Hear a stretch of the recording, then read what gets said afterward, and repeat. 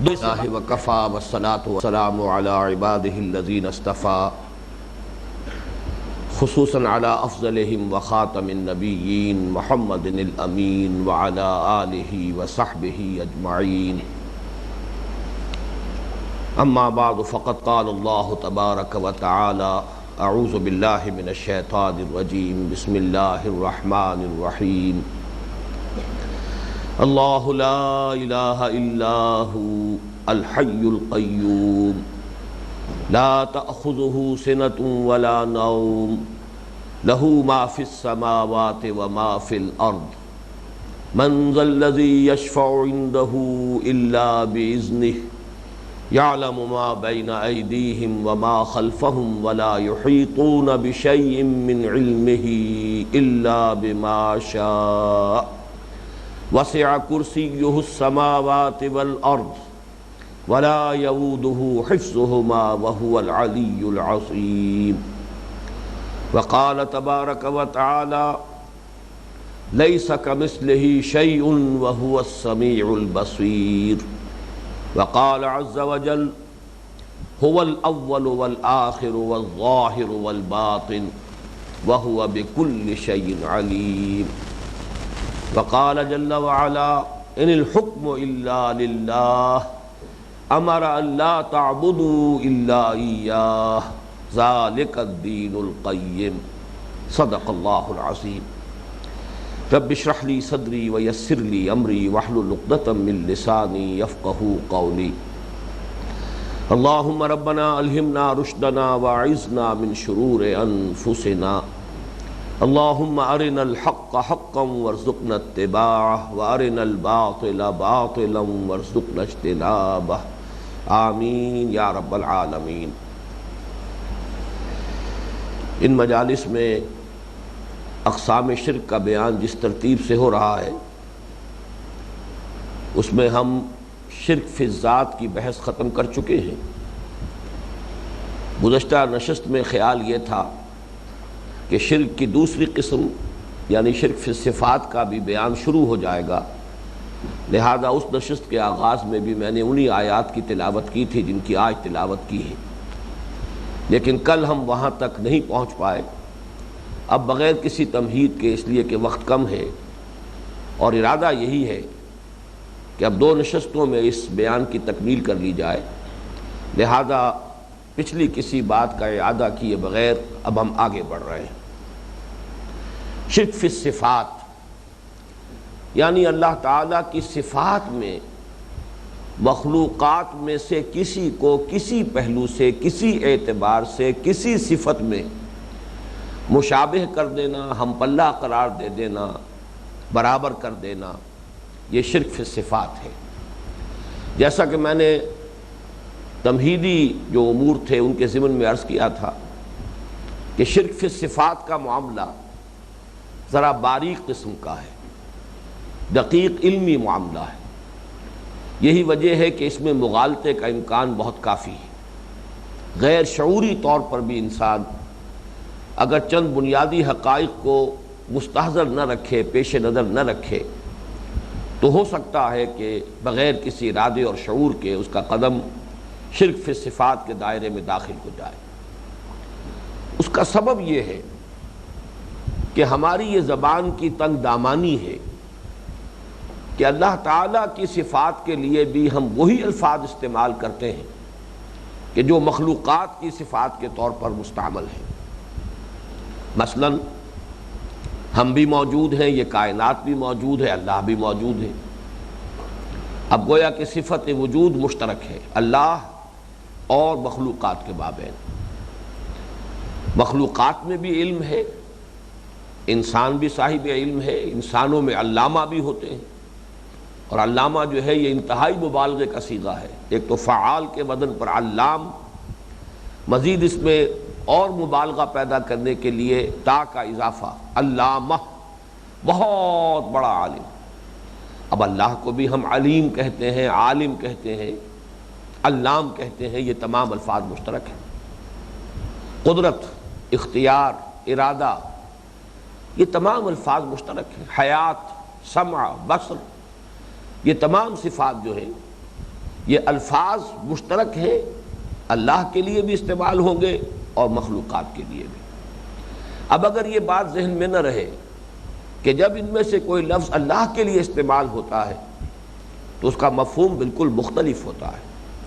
زمین و آسمان کا فرق ہے اس مفہوم میں کہ جب ان صفات کا اطلاق مخلوقات میں سے کسی پر ہو اور جب کہ یہی الفاظ یہی صفات اللہ کے لیے استعمال کی جائیں۔ اگر وہ بات سامنے نہ رہے تو لفظی اشتراک کی بنا پر بہت سا خلط مبحث ہو سکتا ہے، بہت سے مغالطے پیدا ہو سکتے ہیں۔ جیسا کہ میں نے عرض کیا، غیر ارادی اور غیر شعوری طور پر بھی انسان شرک میں ملوث ہو سکتا ہے۔ اللہ تعالیٰ کی صفات میں اور بندوں کی صفات میں جو بنیادی امتیازی امور ہیں انہیں میں چاہتا ہوں کہ آپ اچھی طرح نوٹ کر لیں۔ یہ 3 امور ہیں۔ پہلی بات یہ کہ جس طرح اللہ تعالیٰ کا وجود ذاتی ہے، کسی اور نے اسے عطا نہیں کیا ہے، وہ خود قائم ہے، خود بخود موجود ہے، اسی طرح اس کی جملہ صفات بھی ذاتی ہیں، کسی اور کی عطا کردہ نہیں۔ اس کے مقابلے میں جملہ مخلوقات کسے باشد، وہ حیوانات ہوں، انسانات ہوں، وہ چاہے فرشتے ہوں، انبیاء ہوں، رسول ہوں، کسے باشد، سب کی صفات عطائی ہیں، ذاتی نہیں۔ کسی کے پاس اپنی کوئی صفت نہیں ہے، اللہ کی عطا کردہ ہے۔ ہندی کا بڑا پیارا دوہا ہے کہ میرا مجھ میں کچھ نہیں، جو کچھ ہے سو تو ہے۔ اس کا دوسرا مصرع جو ہے کہ تیرا تجھ کو سونپتے کیا لاگت ہے موئے، یہ وہی بات ہے کہ جو فارسی میں کہی گئی، یا ہم اردو میں کہتے ہیں کہ جان دی ہوئی اسی کی تھی، حق تو یہ ہے کہ حق ادا نہ ہوا۔ تو میرا مجھ میں کچھ نہیں، جو کچھ ہے سو تو ہے، تیرا تجھ کو سونپتے کیا لاگت ہے موئے۔ مخلوقات میں سے کسی کے پاس کچھ نہیں، نہ وجود ان کا ذاتی ہے۔ متکلمین کہتے ہیں وجود خانہ زاد نہیں ہے، عطائی ہے، نہ ہی کوئی صفت ذاتی ہے، سب اللہ کی عطا کردہ۔ دوسری بات، اللہ کی ذات بھی قدیم، ہمیشہ سے ہے اور باقی رہنے والی ہے۔ کل من علیہا فان ویبقى وجہ ربک ذو الجلال والاکرام۔ اس کے مقابلے میں کل موجودات حادث ہیں، ہمیشہ سے نہیں تھے، ایک وقت معین پر ان کا وجود ہوا، اور وہ سب کے سب فانی ہیں، بالقوہ فانی ہے۔ اللہ تعالیٰ کسی کو بقا عطا کر دے اس کا اختیار ہے، لیکن اپنی ذات میں فی نفس ہی ہر شے فانی ہے۔ تیسری بات، اللہ تعالیٰ کی ذات بھی غیر محدود، لا متناہی، مطلق، ایبسولیوٹ، اسی طرح اس کی جملہ صفات لا متناہی، غیر محدود، ایبسولیوٹ۔ اس کا علم لا متناہی، غیر محدود، اس کی قدرت لا متناہی، غیر محدود، جس کے لیے ہماری زبان کے اعتبار سے بس صرف ایک لفظ ہے جس کا سہارا انسان لیتا ہے، اور اسی کو قرآن مجید نے بار بار جو ہے اللہ کی صفات کے ضمن میں دہرایا ہے۔ ہوا بکل شیء علیم، ہوا علی کل شیء قدیر۔ اب لفظ کل کے سوا یہ ہماری زبان کی تنگ دامانی ہے، اس لیے کہ زبان ظاہر بات ہے کہ مشاہدات پر مبنی ہوتی ہے۔ جو کچھ انسان دیکھتا رہا اس کے لیے وہ نام تجویز کرتا رہا، الفاظ بناتا رہا، تو ظاہر بات ہے کہ ان الفاظ کے اندر وہ محدودیت ہے کہ جو ہمارے مشاہدات میں ہے۔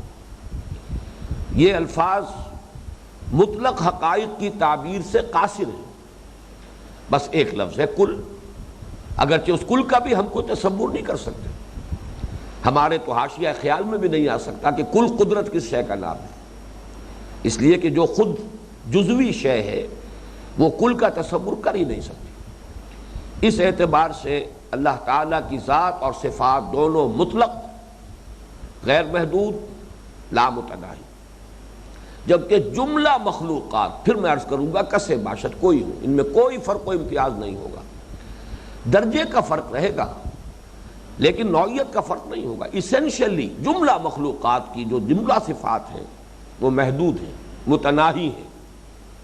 یہ 3 ہیں ما بہل امتیاز امور، ان کو سامنے رکھا جائے تو صفات خداوندی اور انہی الفاظ کا اطلاق جب بطور صفت ہوتا ہے مخلوقات میں سے کسی پر، تو ان کے مابین جو فرق و امتیاز ہے اسے پیش نظر رکھا جائے۔ اگر اس میں کوتاہی ہو جائے گی تو شرک کا شائبہ پیدا ہو جائے گا، اور اس کے اندر چاہے انسان کا ارادہ ہو یا نہ ہو انسان شرک میں ملوث ہو جائے گا۔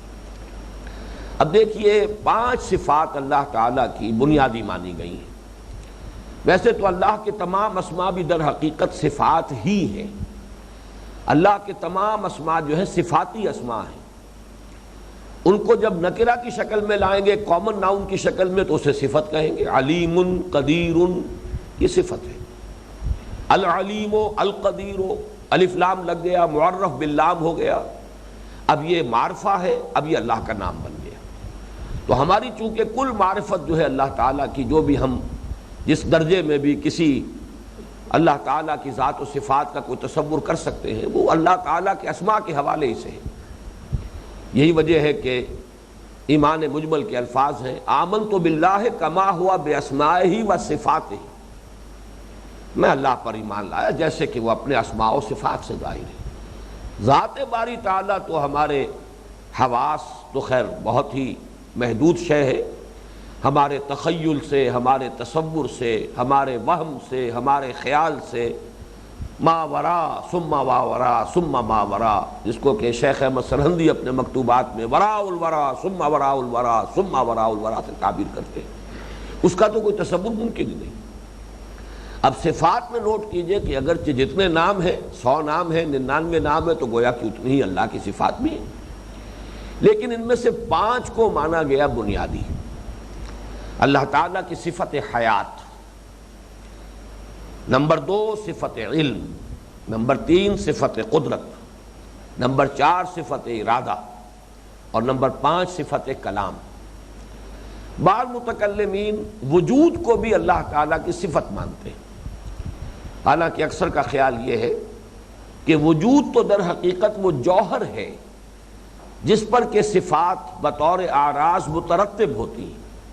میرا ایک وجود ہے، اس پر ایک صفت ہے کہ جس کا اضافہ ہوا ہے، لیکن یہ بہرحال متکلمین کے مابین ایک نزاعی مسئلہ ہے کہ وجود کو بھی صفت مانا جائے یا نہ مانا جائے، لیکن ہماری اس وقت کی گفتگو میں ہم اس کو بھی شامل کریں گے۔ وجود، حیات، علم۔ اب آپ دیکھیے کہ علم ہی میں سمع، بصر، یہ سب علم ہی کی شاخیں ہیں۔ دیکھنے سے علم حاصل ہوا، سننے سے علم حاصل ہوا، لطیف، خبیر، یہ تمام صفات جو ہیں وہ صفت علم ہی کی در حقیقت تشریح و توضیح پر مشتمل ہیں۔ تو بقیہ تمام صفات انہی بنیادی صفات کے ہی در حقیقت انہی کی تشریح اور تفصیل اور توضیح پر مشتمل ہے۔ اب ان میں سے ایک ایک کو لیجئے۔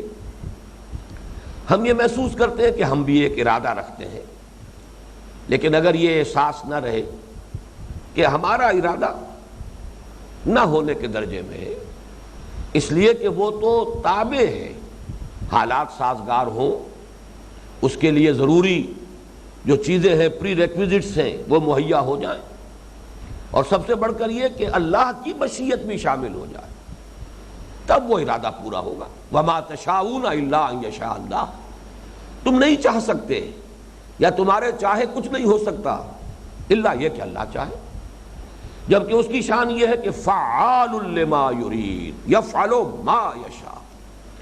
یہ جو مشیت اور ارادہ ہے اللہ تعالیٰ کا، مشیت بھی در حقیقت ارادے ہی کی تعبیر ہے۔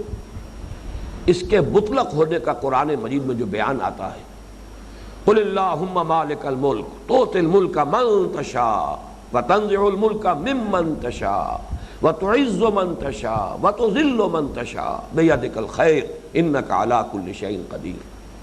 پھر یغفر لمن یشاء ویعذب من یشاء، مطلق، جس کو چاہے بخش دے، جس کو چاہے سزا دے۔ تو یہ مشیت مطلق، یہ کسی اور کی مشیت کے تابع نہیں ہے، اس کا ارادہ مطلق، اس کے ارادے کا پورا ہونا کسی اور کی اجازت یا سینکشن پر اس کا دار و مدار نہیں ہے۔ تو زمین و آسمان کا فرق ہو گیا، کہاں ہمارا ارادہ۔ اس لیے فرمایا گیا وَلَا تَقُولَنَّ لِشَيْءٍ إِنِّي فَاعِلٌ ذَلِكَ غَدًا إِلَّا أَن يَشَاءَ اللَّهُ، ہرگز مت کہنا کبھی کہ یہ کام میں کل ضرور کروں گا، مگر اس استثناء کے ساتھ اگر اللہ نے چاہا۔ میرا ارادہ ہے، میری خواہش ہے میں نے یہ پروگرام بنا لیا ہے، کل مجھے راولپنڈی جانا ہے، اس کے لیے جو ضروری اسباب ہیں وہ فراہم کر لیے ہیں، گاڑی بھی ٹھیک ٹھاک ہے، پیٹرول کی ٹنکی بھی فل ہے، سب کچھ صحیح ہے۔ اس کے باوجود ذہن میں رہنا چاہیے کہ اس کے باوجود میں نہیں جا سکوں گا اگر اللہ کو منظور نہیں۔ وَلَا تَقُولَنَّ لِشَيْءٍ إِنِّي فَاعِلٌ ذَلِكَ غَدًا إِلَّا أَن يَشَاءَ اللَّهُ۔ اسی طریقے سے علم اور قدرت ان دونوں کو جمع کر لیجئے، اس لیے کہ یہ دو صفات وہ ہیں اللہ کی کہ جو میرے خیال میں سب سے زیادہ کثرت کے ساتھ، تکرار اور اعادے کے ساتھ قرآن مجید میں آئی، اور وہ بھی اسی لفظ کل کے ساتھ، ہوا بکل شیء علیم، ہوا علی کل شیء قدیر۔ جہاں بھی صفات باری تعالیٰ کا ذکر ہوگا یہ دو صفات ضرور آئیں گی۔ اب ان کے ضمن میں بھی ذرا نوٹ کیجئے، ہمارے پاس بھی کچھ علم ہے، بہت علم تھا جو اللہ نے اپنے نبیوں کو دیا، بہت علم تھا جو اللہ نے محمد الرسول اللہ کو دیا صلی اللہ علیہ وسلم، پھر علم ہے جو اللہ نے فرشتوں کو دیا ہے، لیکن یہ کہ کل علم محدود ہے، متناہی ہے، عطائی ہے، ذاتی نہیں ہے، حادث ہے، قدیم نہیں۔ کل قدرت جس کے پاس بھی جو طاقت ہے، جو اختیار ہے، عطائی ہے، اس کا ذاتی نہیں، محدود ہے، لامحدود نہیں، حادث ہے، قدیم نہیں۔ یہ تینوں صفات، تینوں جو شرائط ہیں، اگر ان کو بار بار اب تکرار کرنے میں وقت لگے گا، جیسا کہ میں نے عرض کیا تھا کہ اصل بات تو یہ کہ اصول معین ہو جائیں، الجبرا کے فارمولے آپ کے گرفت میں آ جائیں، اس کے بعد آپ حل کرتے جائیے، اپلائی کیجئے اور مسئلہ حل کر لیجئے۔ اب اس میں ذرا نوٹ کیجئے وہ دعا جس کی کہ حضور صلی اللہ علیہ وسلم صحابہ کو اس طرح تلقین کرتے تھے جیسے کہ قرآن مجید سکھاتے تھے، دعا استخارہ، اس میں الفاظ آئے ہیں اللہم انی استخیرک بعلمک واستقدرک بقدرتک واسألک من فضلک العظیم فإنک تقدر ولا اقدر وتعلم ولا اعلم وانت علام الغیوب۔ اے اللہ میں تیری قدرت ہی سے قدرت کا طلبگار ہوں اور تیرے علم ہی سے خیر کا خواستگار ہوں، اس لیے کہ تجھے کل قدرت حاصل ہے، مجھے کوئی قدرت حاصل نہیں، تجھے کل علم حاصل ہے، مجھے کوئی علم حاصل نہیں۔ اب یہ ذرا الفاظ پر غور کیجئے، نفی کس سے کی ہو رہی ہے؟ مطلقاً علم کی، لیکن در حقیقت یہاں مراد کیا ہے؟ ظاہر بات ہے کہ انسان کو کچھ نہ کچھ علم حاصل ہے۔ فرشتوں نے بھی کہا تھا سبحانک لا علم لنا الا ما علمتنا، پاک ہے تو، ہمیں کوئی علم حاصل نہیں سوائے اس کے کہ جو علم تو نے ہمیں دیا۔ آیت الکرسی میں آیا ولا یحیطون بشیء من علمہ الا بما شاء، علم کل کا کل اللہ کا علم ہی، یہ اس کی ذاتی صفت ہے، اس میں سے وہ جس کو چاہتا ہے جتنا دے دیتا ہے، کوئی احاطہ نہیں کر سکتا اس کے علم میں سے مگر اتنا جتنا کہ وہ خود چاہے۔ ولا یحیطون بشیء من علمہ الا بما شاء، یہ تو ملکیت ہے اس کی، یہ تو میراث ہے اس کی، اور اس میں سے وہ جس کو جتنا چاہتا دیتا ہے۔ حضرت یعقوب کے بارے میں سورہ یوسف میں آیا ہے وَإِنَّهُ لَذُو عِلْمٍ لِمَا عَلَّمْنَاهُ، وہ بہت صاحب علم تھا ہمارا وہ بندہ یعقوب علی نبینا علیہ الصلوۃ والسلام، لیکن علم اتنا ہی تھا اسے جو کہ ہم نے اسے دیا۔ لما علمناہ، کوئی صاحب علم نہیں ہے کہ جو کلیم کر سکے کہ اس کو کوئی علم جو ہے خود بذات ہی حاصل ہے۔ اب اگر تقابل کریں گے تو گویا کہ یہ علم اللہ کے علم کے مقابلے میں معدوم کے درجے میں، وہ کیا علم ہوا جو صرف کسی کے دیے جانے پر ہی اس کا دار و مدار ہو، جب چاہے وہ سلب بھی کر لے۔ سورہ بنی اسرائیل کی وہ آیت جو ہے ذہن میں لائیے وَلَوْ شِئْنَا لَنَذْهَبَنَّ بِالَّذِي أَوْحَيْنَا إِلَيْكَ، اے نبی اگر ہم چاہیں تو جو بھی ہم نے وحی آپ کی طرف کی اسے آپ سے سلب کر لیں، لے جائیں۔ ثُمَّ لَا تَجِدُ لَكَ عَلَيْنَا بِهِ نَصِيرًا یا وکیلا، میں الفاظ بھول رہا ہوں، پھر آپ کسی کو مددگار نہیں پائیں گے اپنا کہ جو واپس آپ کو وہ علم دلوا دے، جب چاہیں ہم آپ کا یہ علم جو ہے علم وحی جو ہم نے آپ کو دیا ہے جب چاہیں سب کر لیں۔ تو معلوم ہوا کہ جب اللہ کی صفت کے مقابلے میں وہ صفت آئے گی مخلوقات کی تو گویا کہ معدوم کے درجے میں ہے، اللہ کی قدرت کے مقابلے میں ہماری قدرت نہ ہونے کے برابر ہے، معدوم کے درجے میں ہے۔ نظر آتی ہے کہ کچھ قدرت ہے، حقیقت میں کوئی قدرت نہیں ہے۔ محسوس ہوتا ہے کہ علم ہے، حقیقت میں کوئی علم نہیں ہے۔ اب اسی پر قیاس کیجیے حیات، ایک اللہ کی حیات ہے، ایک ہماری حیات ہے۔ ہماری حیات بہت سے ضعف ہیں اس کے ساتھ کے جو لاحق ہیں، اس کا دار و مدار ہے غذا پر، ہوا پر، پانی پر۔ کوئی سلسلہ منقطع ہو جائے، حیات کا سلسلہ منقطع ہو جائے گا۔ پھر یہ حیات ہماری ذاتی نہیں، ہماری خانہ ذات نے اللہ کی عطا کردہ ہے۔ لائی حیات آئے، قضا لے چلی چلے، اپنی خوشی سے آئے نہ اپنی خوشی چلے۔ پھر اس کو نیند لاحق ہوتی ہے، اس پر اونگ آ جاتی ہے، ضعف طاری ہوتا ہے۔ یہ تمام کمزوریاں ہیں، حوائج ہیں اس کے ساتھ۔ ایک حیات اللہ کی ہے جس کو کہ قرآن مجید نے آیت الکرسی کے شروع میں جو لفظ الحی القیوم، وہ الحی ہے، اس کی حیات کامل، اس کے ساتھ کوئی ضعف نہیں۔ لا تاخذہ سنۃ ولا نوم، اس پر نہ اونگ طاری ہو سکتی ہے، نہ نیند اس پر طاری ہو سکتی ہے، کوئی ضعف نہیں۔ جیسے کہ نفی کی گئی ہے بائبل میں، کہیں سے کوئی لفظ تورات میں شامل کر دیا گیا بک آف جینیسس میں کہ اللہ تعالیٰ نے آسمان اور زمین 6 دن میں بنائے اور 7ویں دن آرام کیا، اس کی نفی کی گئی سورہ قاف میں۔ وَلَقَدْ خَلَقْنَا السَّمَاوَاتِ وَالْأَرْضَ وَمَا بَيْنَهُمَا فِي سِتَّةِ أَيَّامٍ وَمَا مَسَّنَا مِن لُغُوبٍ۔ یہ تو صحیح ہے کہ ہم نے آسمان اور زمین اور جو کچھ ان کے مابین ہے ان کی تخلیق 6 دنوں میں کی، لیکن ہمیں کوئی اس سے کوئی تکان لاحق نہیں ہو۔ یہ ہے حیات۔ اب اللہ کی حیات کے مقابلے میں ہماری حیات کیا ہے؟ سورج کے مقابلے میں یہ ایک دیا جو ہے اس کی کوئی حیثیت نہیں۔ حیات مستعار کا لفظ ہمارے ہاں اردو میں ادب میں مستعمل ہے، تو مانگی ہوئی زندگی ہے، عطا کردہ زندگی ہے، اس نے دی ہے، اور جب تک وہ چاہے گا یہ تار حیات جو ہے برقرار رہے گا، جب چاہے گا توڑ دے گا۔ اسی طریقے سے وجود، واقعہ یہ ہے کہ اللہ کے وجود کے مقابلے میں جب لائیں گے وجود تو یہ کل ما سوا کا وجود عدم کے درجے میں ہے، عدم کے حکم میں۔ جیسے کہ شیخ احمد سرہندی رحمۃ اللہ علیہ نے اپنے مکتوبات میں لکھا ہے کہ ای از صنع باری تعالی است کہ معدوم را موجود بھی نمائند۔ یہ تو اللہ تعالیٰ کی صنعت ہے، کاریگری ہے، یہ اس کی خلاقی کا کمال ہے کہ جو شے حقیقتاً معدوم ہے اسے موجود کر کے دکھا دیا، حقیقت کے اعتبار سے معدوم ہے۔ یہ ہے وہ بنیادی صفات، جب ان کے اوپر آپ وہ تینوں چیزیں، تینوں فارمولے اپلائی کریں گے کہ اللہ کی ذات کی طرح اس کی جملہ صفات اس کی ذاتی ہے، ما سوی اللہ کی ذات بھی عطائی اور صفات بھی عطائی۔ اللہ کی ذات اور اس کی صفات قدیم ہے اور ہمیشہ باقی رہنے والی ہے۔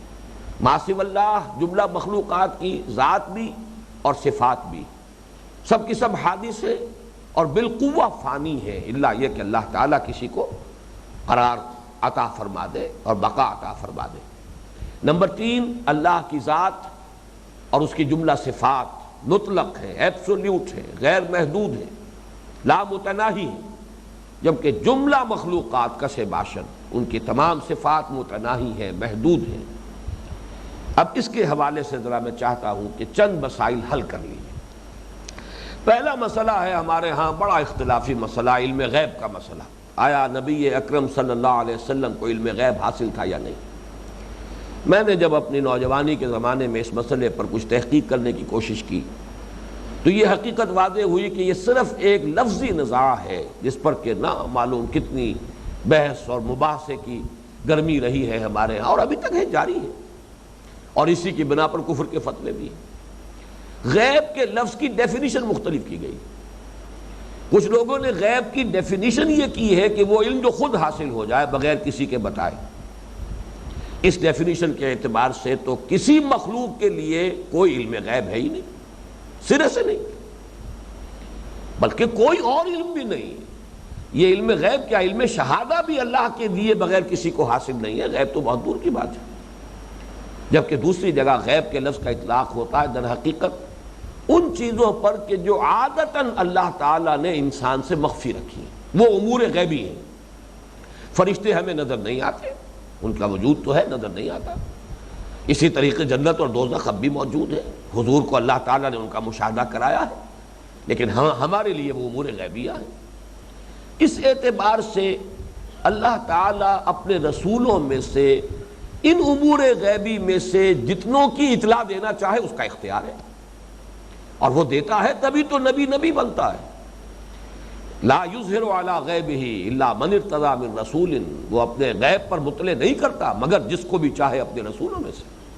اس لیے کہ بنیادی فرق ہمارے علم میں اور انبیاء کے علم میں یہی تو ہے، ورنہ ہمارے اور ان کے درمیان فرق کیا ہوگا؟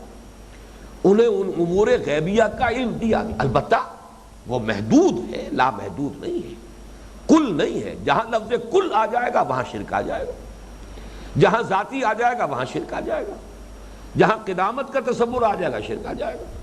لیکن اگر یہ تینوں چیزیں موجود ہیں، جتنا علم ہے اللہ کا عطا کردہ ہے، باقی یہ کہ اب ہم ناپنے بیٹھے کہ کتنا ہے، تو یہ در حقیقت ہم اپنے حدود سے تجاوز کرتے ہیں، چونکہ ہمارے علم سے اس علم کی نوعیت جدا ہے، تو اس کو ناپنے کا کیا سوال؟ اس کے بارے میں کسی شے کا تعین جو ہے وہ ہمارے لیے ممکن نہیں۔ البتہ اس اصول کو مانیے کہ جو بھی علم ہے حضور کو اللہ نے دیا ہے، وہ کتنا بھی ہو بہرحال محدود ہے، جتنا بھی ہے اللہ کا عطا کردہ ہے، ذاتی نہیں ہے۔ اور حادث ہے، جیسے کہ حضور کا وجود حادث، ایسے ہی آپ کا کی صفت علم بھی حادث۔ اب اس چیز کو سامنے رکھے تو کوئی اختلاف کی بات ہی نہیں۔ دوسرا مسئلہ جو ذرا ٹیڑھا ہے وہ وحدت الوجود کا ہے، لیکن میں نے ذرا سا اس کی طرف اشارہ کر دیا ہے اپنی گفتگو میں کہ وحدت الوجود ہمارے صوفیہ میں سے جنہوں نے بھی اس کو مانا ہے، در حقیقت وہ اللہ کے وجود کے مقابلے میں کل مخلوقات کے وجود کی نفی کرتے ہیں۔ یہ جو موجودات ہیں یہ نظر آ رہی ہیں، حقیقت میں نہیں ہے، ان کا کوئی وجود نہیں۔ یہ اعتباری وجود ہے، ریلیٹیو ہے ایگزسٹنس، یہ ایبسولوٹ ایگزسٹنس نہیں ہے، یہ کانٹینجنٹ بینگ ہے، ایبسولوٹ بینگ نہیں ہے، اور نہ ہونے کے درجے میں ہے، جیسے کہ اللہ تعالیٰ کے علم کے مقابلے میں مخلوقات کا علم معدوم کے درجے میں، اللہ کی قدرت کے مقابلے میں مخلوقات کی قدرت نہ ہونے کے درجے میں، تو اللہ کے وجود کے مقابلے میں یہ کل وجود یہ نہ ہونے کے درجے میں۔ اس سے فرق جو ہے وہ سمجھ لیجئے کہ وہ جو پینتھیزم تھا وہ مخلوقات کے وجود کو حقیقی تسلیم کرتا ہے وہ نظریہ، اور یہ سمجھتا ہے کہ اللہ نے اس شکل میں ظہور کیا ہے، جبکہ وحدت الوجود یہ ہے کہ کسی شے کا کوئی وجود نہیں، ہستی کے مت فریب میں آ جائیو اسد، عالم تمام حلقہ دام خیال ہے، کل ما فی الکون وہم او خیال او عکوس فی المرایا او ظلال۔ جیسے آپ آئینے کے سامنے کھڑے ہو جائیں تو ادھر آپ کو نظر آ رہے ہیں کہ آپ کھڑے ہیں، جبکہ آپ کو معلوم ہے کہ آپ نہیں ہیں ادھر، آپ تو بس یہی ہیں جو ادھر کھڑے ہیں، آئینے میں ایک عکس ہے۔ تو عکوس ہے، ظلال ہے، سایہ ہے، درخت کا سایہ زمین پر پڑ رہا ہے، جبکہ وہاں زمین کے اوپر تو کوئی درخت نہیں ہے، وہ تو درخت تو وہی ہے جو اوپر کھڑا ہے، لیکن سایہ ہے۔ کل ما فی الکون وہم او خیال او عکوس فی المرایا او ظلال۔ یہ مسئلہ ویسے خاصا مشکل مسائل میں سے ہے، لیکن یہ کہ میں اس ضمن میں کسی تفصیل میں جانے کی اس لیے ضرورت محسوس نہیں کرتا کہ میں نے اس پر بڑی مفصل گفتگو کی تھی جب ہمارا سلسلے وار درس قرآن سورہ حدید پر تھا، تو آیہ مبارکہ هو الاول والآخر والظاہر والباطن، اس پر مجھے یاد پڑتا ہے کہ غالباً ان 4 الفاظ پر 6 گھنٹے کی میری گفتگو ہے کئی نشستوں میں، اور یہ وہ موضوع ہے میں سمجھتا ہوں کہ اس پر جو میں جتنا بھی اس پر میں بیان کر سکتا تھا کر چکا ہوں، اب اس میں کسی حرف کا میں اضافہ نہیں کر سکتا۔ ہے بہت باریک مسئلہ، بہت مشکل مسئلہ، یہ کوئی دین اور ایمان کا مسئلہ نہیں ہے۔ اصل میں سارا مسئلہ وہاں آ جاتا ہے، دقت وہاں پیدا ہوتی ہے کہ جہاں اس کی بنیاد پر دین و ایمان کے فیصلے ہونے لگے۔ اب کوئی سائنس کا مسئلہ ہے، وہ سائنس کا مسئلہ ہے، یہ فلسفے کا مسئلہ ہے، اس کو فلسفے کی مسئلے کی حیثیت سے رکھیے، یہ کوئی دین اور ایمان کا مسئلہ نہیں۔ کسی کو فلسفے سے دلچسپی نہیں ہے وہ اس سے دلچسپی نہ لے، لیکن یہ کہ میں صرف اس لیے اس کو بیان کرنا ضروری سمجھتا ہوں کہ ہمارے صوفیاء کی عظیم اکثریت ہے جو وحدت الوجود کی قائل ہے۔ شیخ احمد سرہندی رحمۃ اللہ علیہ آئے ہیں جنہوں نے وحدت الوجود کی نفی کرتے ہوئے وحدت الشہود کا نظریہ پیش کیا، لیکن شاہ ولی اللہ دہلوی رحمۃ اللہ علیہ نے مکتوب مدنی میں بالکل واضح فیصلہ دیا ہے کہ تعبیر کا باریک سا فرق ہے، ورنہ بات ایک ہی ہے، وہ بات ایک ہی ہے، اور وہ یہ ہے کہ یہ جو کچھ نظر آ رہا ہے لا موجود الا اللہ، یہ سب کچھ نظر آ رہا ہے، اپیئرنس ہے، یہ ریئلٹی نہیں ہے۔ یہ بریڈلے کی کتاب جو ہے فلسفے میں بڑی مشکل اور دقیق کتاب، اپیئرنس اینڈ ریئلٹی، اس کے الفاظ میرے زبان پر آ گئے، ظاہر ہے، نظر آ رہا ہے۔ شیخ احمد سرہندی نے مثال دی بڑی پیاری کہ جیسے اگر آپ ایک لکڑی لے کر اور اس کے ایک سرے پر کپڑا باندھ دیجئے اور اس میں مٹی کا تیل ڈالیے اور پھر اس کو آگ دکھائیے، یہ ایک شعلہ جو شعلہ جوالا وجود میں آ گیا ہے، اس لکڑی کو تیزی سے دائرے میں حرکت دیجئے، دائرہ نظر آئے گا دیکھنے والوں، آتشی دائرہ نظر آئے گا، جبکہ آپ کو معلوم ہے دائرے کا کوئی وجود نہیں ہے، نظر آ رہا ہے، ہر چند کہے کہ ہے نہیں ہے، حالانکہ آپ کو معلوم ہے کہ ہے صرف ایک شعلہ جوالا، وہ ایک ہی شعلہ ہے، نظر آ رہا ہے آتشی دائرہ۔ تو مختلف طریقے پر اس کی جو ہے لوگوں نے تعبیر کی ہے، اس میں سے بہترین تعبیر میرے نزدیک وہ مولانا مناظر حسن گیلانی رحمۃ اللہ علیہ کی ہے۔ انہوں نے اپنی کتاب الدین القیم میں اس کی تعبیر کی ہے، جو میں نے عرض کیا تھا شرک فی الذات کے ضمن میں کہ اصل مسئلہ جو فلسفیانہ مذاہب میں جو سب سے بڑی دقت پیش آئی ہے، وہ سنویت والوں کو کوئی دقت نہیں، مادہ بھی قدیم، اللہ بھی قدیم، خدا بھی قدیم، قدیم نے قدیم سے چیزیں بنا دی، لیکن یہ کہ جو توحید کے قائل ہوں وہ کیا کریں، وہ کیا نسبت قائم کریں خالق اور مخلوق میں؟ اگر دو چیزوں کو مانیں گے سنویت ہو جائے گی، توحید ختم ہو جائے گی۔ اس اعتبار سے بہت پیاری مثال ہے جو مناظر حسن گیلانی نے دی ہے کہ آپ ذرا تصور کیجئے اپنے ذہن میں مثلا مینار پاکستان کا تصور لے آئیے، یہ آپ کے ذہن میں تخلیق ہو گئی مینار پاکستان کی، اب یہ برقرار رہے گا جب تک آپ کی توجہ اس پر مرکوز رہے گی، جیسے توجہ ہٹی اس کا وجود ختم ہو گیا، اس لیے وجود تو ہے ہی نہیں، وہ تو آپ کی توجہ ہے، اس توجہ کی وجہ سے وہ خیالی وجود جو ہے وہ آپ کے ذہن میں ہے، توجہ ہٹی اور وجود ختم، اور آپ بھی اس کے اوپر بھی ہیں، نیچے بھی ہیں، اندر بھی ہیں، باہر بھی ہیں، دائیں بھی ہیں، بائیں بھی ہیں، اس کا تو وہ وجود ہے ہی نہیں، لیکن ہے ذہن کے اندر ہے۔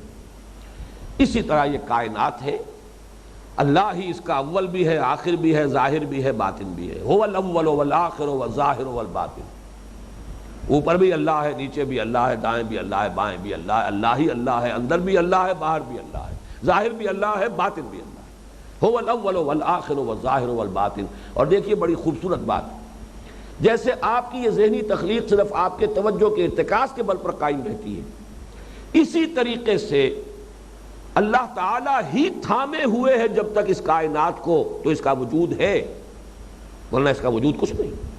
الحی القیوم، اللہ اپنی جگہ خود بخود قائم ہے، اس کی حیات ذاتی ہے، اس کا وجود ذاتی ہے۔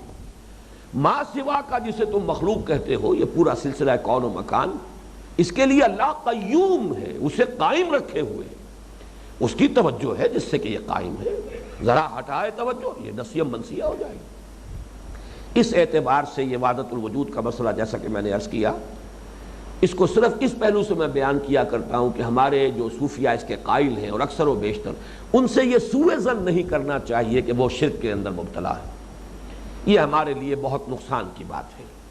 اصل میں فرق یہی ہے کہ عام لوگ پینتھیزم اور وحدت الوجود، یونٹی آف بینگ اور پینتھیزم، وحدت الوجود اور ہمہ اوست، اس میں فرق نہیں کر پاتے، اور ویسے یہ کہ ہمارے شعراء نے جو تعبیر کی ہے اس میں واقعتاً پینتھیزم ہی کا رنگ پیدا ہو جاتا ہے، وہ جیسا کہ میں نے عرض کیا جیسے جہلاء، شعراء، خطباء، واعظین، وہ تو شرک فی الذات کا بھی ارتکاب کر بیٹھتے ہیں مبالغہ آرائی کے اندر۔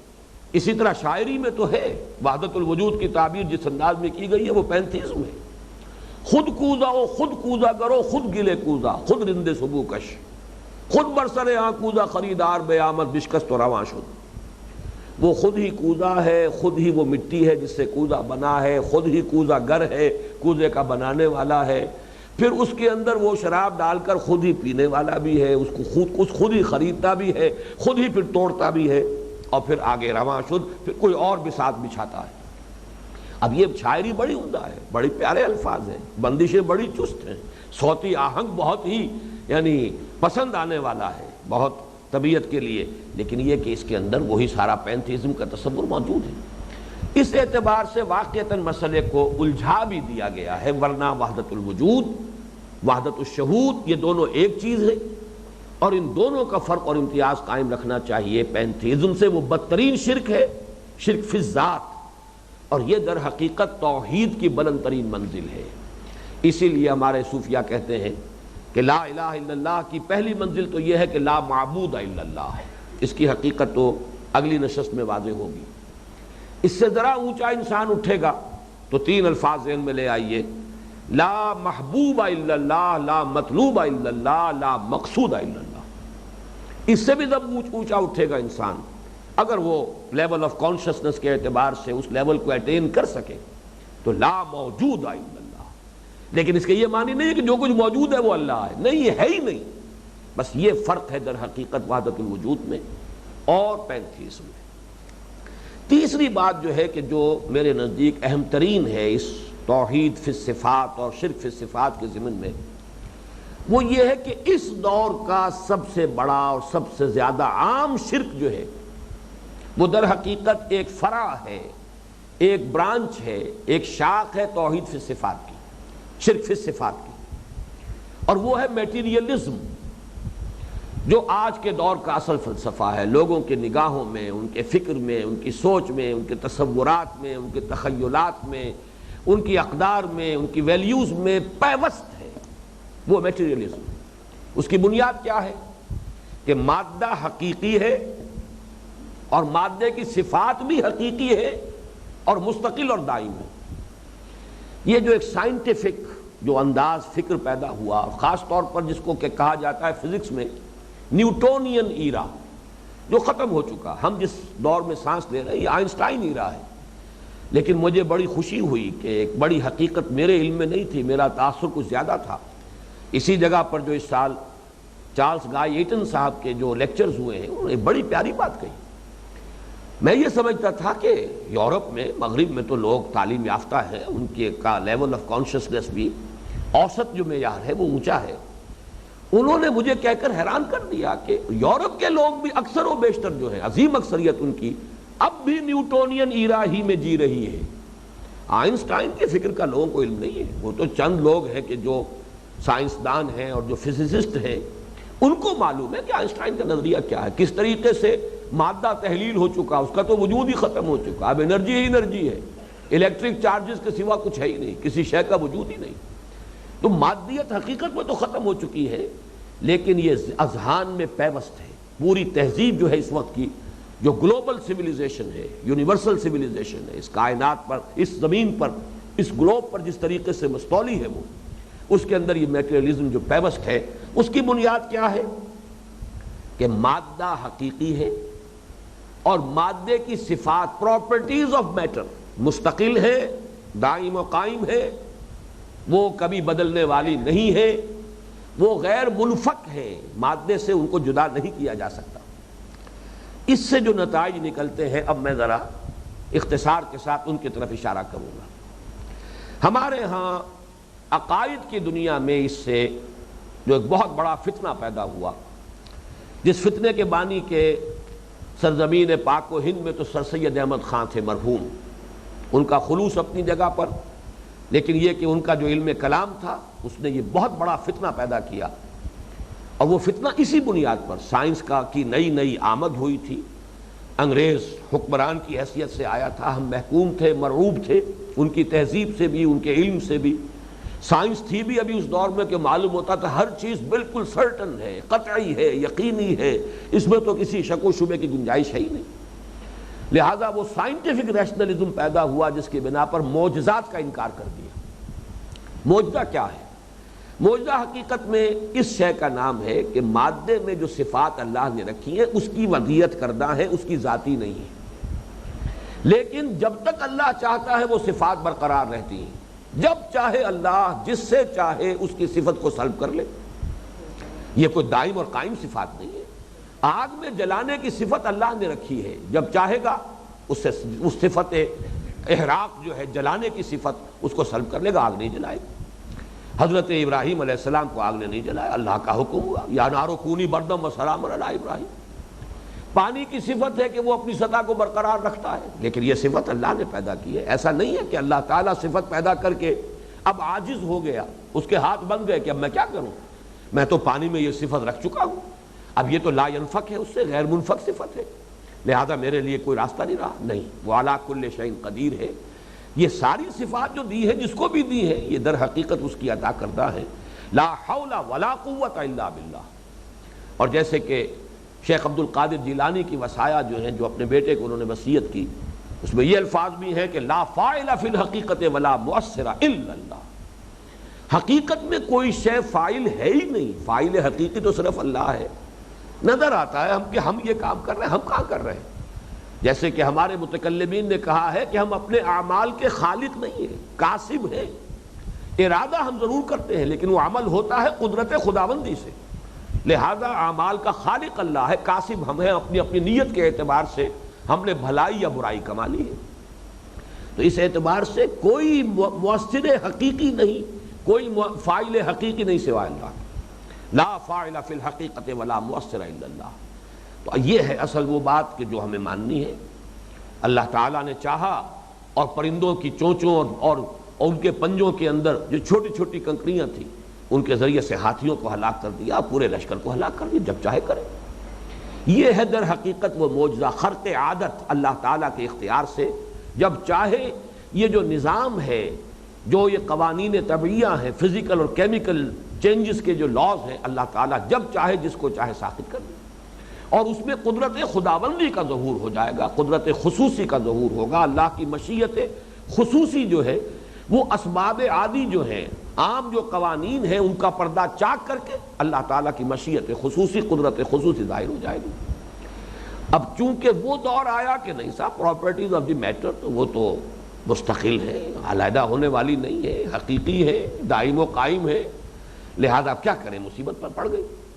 لہذا کسی نہ کسی طریقے سے آخر کوئی اس کی جو ہے کوئی توجیہ تو کرنی تھی، لہذا ان تمام چیزوں کی خالص طبیعی فزیکل توجیحات کی گئی۔ یہ مد و جزر کا معاملہ تھا، جب سمندر جو ہے وہ جزر پر تھا، حضرت موسیٰ اپنی قوم کو لے کر نکل گئے، جب فرعون آیا ہے وہ مد کی بات تھی اس لیے وہ ڈوب گئے۔ مختلف تعبیرات، مختلف چیزیں، اسی طرح اور دوسرے حضرات نے بھی، مولانا فراہی نے بھی سورۃ الفیل کی تعبیر جو کی وہ در حقیقت اسی کی تعبیر ہے، یہی اسی کی ایک مثال ہے۔ اور میں اس لیے عرض کر رہا ہوں کہ یہ معاملہ صرف سر سید احمد خان کا نہیں ہے، یقیناً وہ امام کا درجہ رکھتے ہیں اس کے اندر، اصل بانی، اصل مؤسس وہی ہے۔ بہت صاحب علم انسان تھے، بڑے پختہ علماء سے انہوں نے علم حاصل کیا تھا، شاہ عبد العزیز کے شاگردوں میں سے رحمہ اللہ۔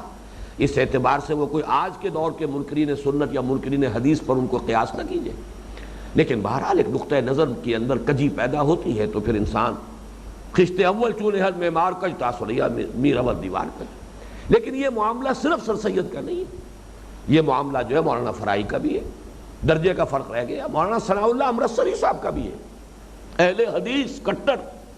لیکن یہ کہ وہ بھی حضرت ابراہیم کا جو واقعہ ہے کہ رب ارنی کیف تحیی الموتیٰ، جو سورہ بقرہ میں آیا ہے، آیت الکرسی ہی کے اگلے اس کے بعد والے رکوع میں، اس کی توجیہ انہوں نے خالص طبعی انداز میں کی کہ بس وہ ہلا لیا تھا ان کو، جانوروں کو، ان کو کوئی قتل نہیں کیا، انہیں ذبح نہیں کیا، ان کے ٹکڑے نہیں کیے، بس ہلا کر جو ہے ایک ایک جانور کو ایک ایک پہاڑی پر چھوڑا ہے، پھر پکارا تو آ گئے۔ اب یہ کون سا خاص مشاہدہ تھا جو حضرت ابراہیم کو کرایا گیا؟ یہ تو ہر بٹیر باز جو ہے وہ اس کو جانتا ہے کہ وہ اپنے بٹیر کو سداتا ہے، پھر سیٹی بجاتا ہے، بٹیر آ جاتا ہے۔ یہ در حقیقت وہی ہے جو توجیحات کرنی پڑی ہے لوگوں کو صرف اس وجہ سے کہ وہ جو چھاپ میٹیریلزم کی آئی اور اس کا جو رعب اور اس کا جو غلبہ ہوا ہے، اس نے در حقیقت ان تمام معاملات کے اندر ایک ایسی ذہنیت پیدا کر دی کہ جو خرق عادت ہے، جو معجزات ہیں، ان کی بھی کوئی ایسی تعویل کی جائے، سائنٹیفک اس کی ایکسپلینیشن ہو کہ جو ان قوانین طبیعہ کے اندر اندر اس کی توجیہ کر دیں اور ہمیں اس سے باہر نکلنا نہ پڑے۔ تو پہلا مسئلہ تو یہ ہے۔ اصل مسئلہ ابھی جو ہے اس بحث کا مادہ پرستی، جو اس دور کا سب سے عام شرک ہے، سب سے وسیع شرک ہے، شاید ہم میں سے کوئی بھی اس شرک سے بچا ہوا نہ ہو، اس کو اچھی طرح سمجھ لیجئے، اس درجے عام شرک ہے۔ اور یہی ہے اصل بات کہ اس دور کے شرک کو پہچانیے۔ وہ دور جو پچھلا تھا اس کے جو شرک تھے، آج قبروں کو پوجنے والے کم رہ گئے، عوام الناس ہیں جو ہلا ہیں، لیکن یہ کہ مادے کے پجاری تو ہم سب ہیں۔ اس اعتبار سے ابھی اس بحث کا یہ حصہ جو ہے باقی رہ گیا ہے، لیکن اسے میں اگلی نشست کے لیے ملتوی کر رہا ہوں۔ اقول قولی ھذا واستغفر اللہ لی ولکم ولسائر المسلمین والمسلمات۔